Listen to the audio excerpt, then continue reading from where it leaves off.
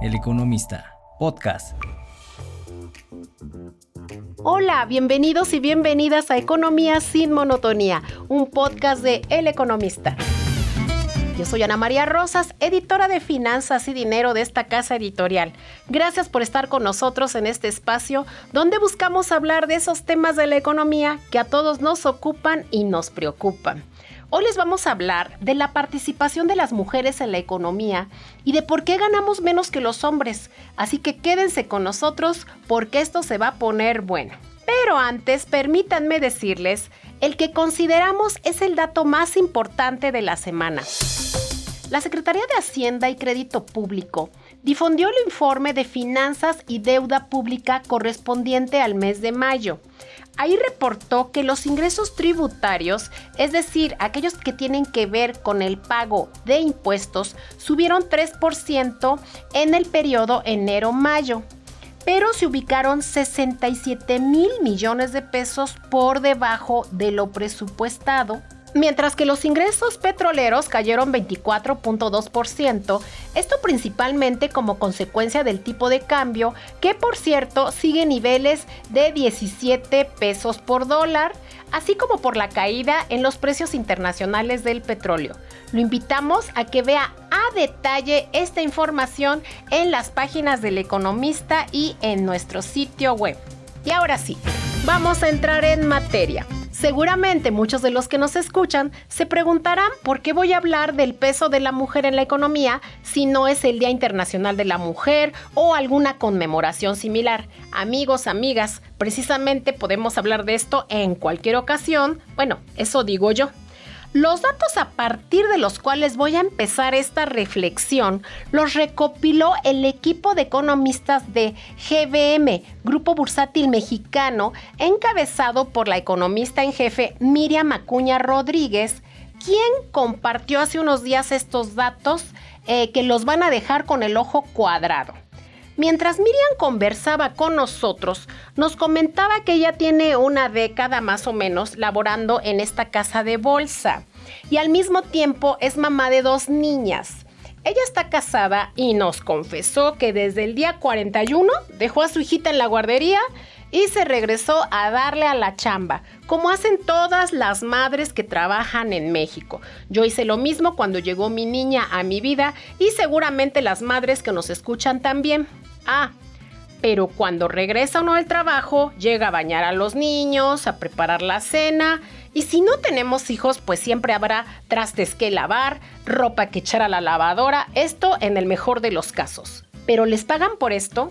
Claro que no, esto es parte de nuestro deber histórico. Desde el hombre de las cavernas, ellos se iban a cazar mamuts y la mujer tenía a su cargo las labores domésticas.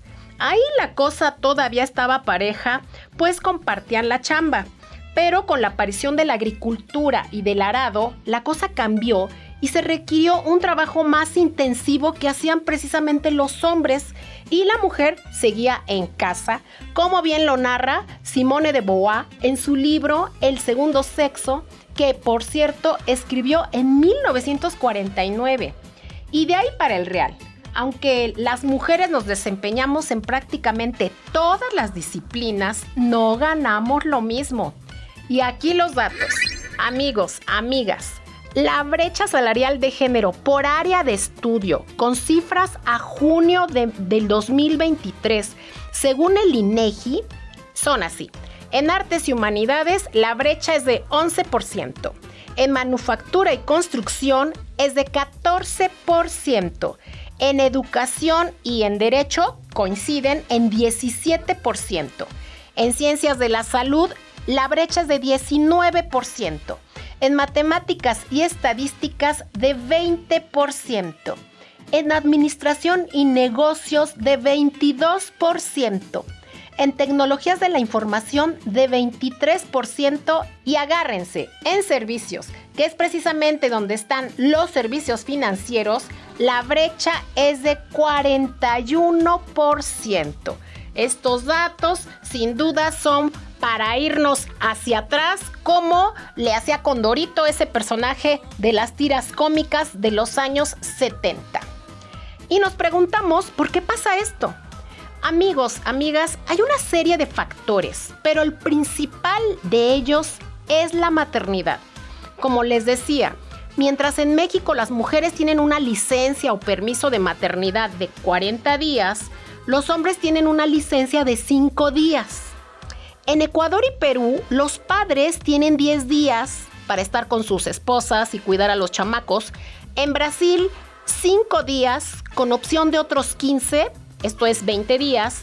Y mejor no les hablo de Europa, donde pueden tener hasta 1 año de licencia, al igual que las mujeres. Aquí está la principal diferencia.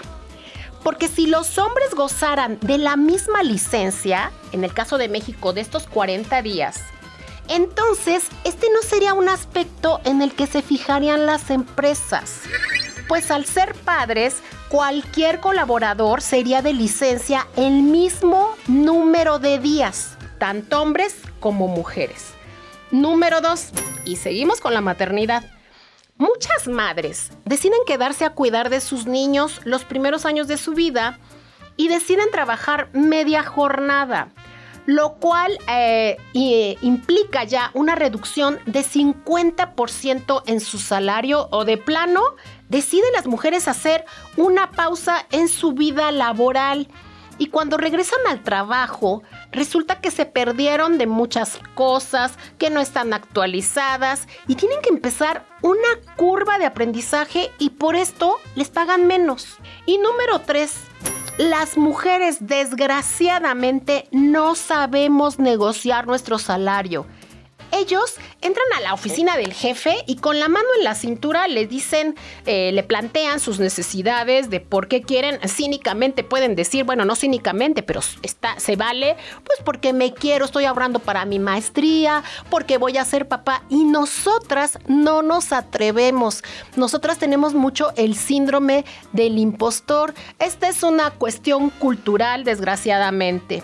Pero bueno, si bien en este contexto de hoy se habla de la necesidad de un cambio en las políticas públicas para cumplir no para cumplir, sino para realmente tener esta equidad de género, yo creo que es un aspecto muy importante, pero no solamente cumplir con las cuotas, ¿no? Como le hacen en el poder legislativo o en el poder ejecutivo, sino realmente que la mujer tenga un papel preponderante en todas las diferentes áreas en las que esté trabajando. Incluso en el caso de México hay una iniciativa en el Senado de la República para crear la Ley General de Cuidados. Esto va de la mano con un conjunto de políticas, programas y acciones articulados para garantizar los derechos de todas y de todos aquellos que necesitan brindar cuidados. Ojo, aquí estamos hablando tanto de hombres como mujeres. Y bueno, incluye aspectos básicos como el que les acabo de mencionar de las guarderías, de tener a dónde llevar a tus hijos. Y me regreso al tema del que estamos hablando. México está por debajo del promedio mundial de las mujeres que trabajan, con un 43.6%.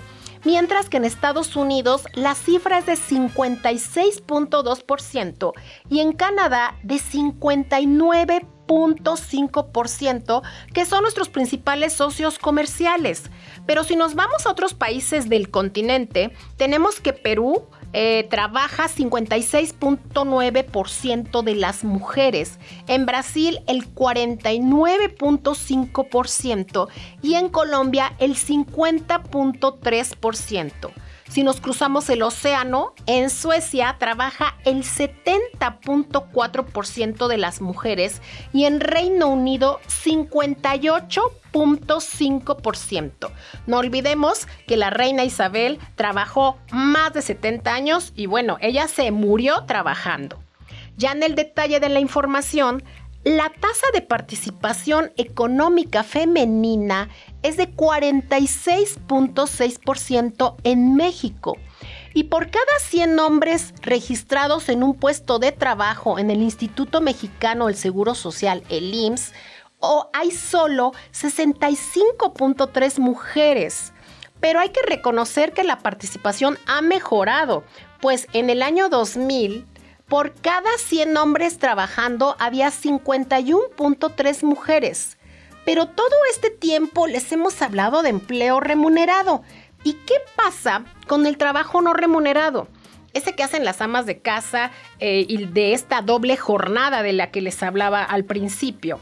Según información del Instituto Nacional de Estadística y Geografía, el trabajo doméstico no remunerado equivale al 27.6% del Producto Interno Bruto. Y de este porcentaje, 20% corresponde a mujeres y el otro 7% o el otro 7.6% a los varones. En el año 2003, esta cifra era el 20% del PIB representaba este trabajo no remunerado, en donde 16% correspondía a mujeres y 4% a varones. Así que, pues, esto es algo que hay que tener en cuenta. Amigos, estamos en un mundo de donde todo cambia cada día, queda mucho por hacer en políticas públicas, pero bueno, siempre cada quien puede poner algo de su parte. Por lo pronto, los invitamos a escuchar este y todos los podcasts de El Economista a través de las diferentes plataformas como Spotify y Amazon. Yo soy Ana María Rosas, hasta la próxima.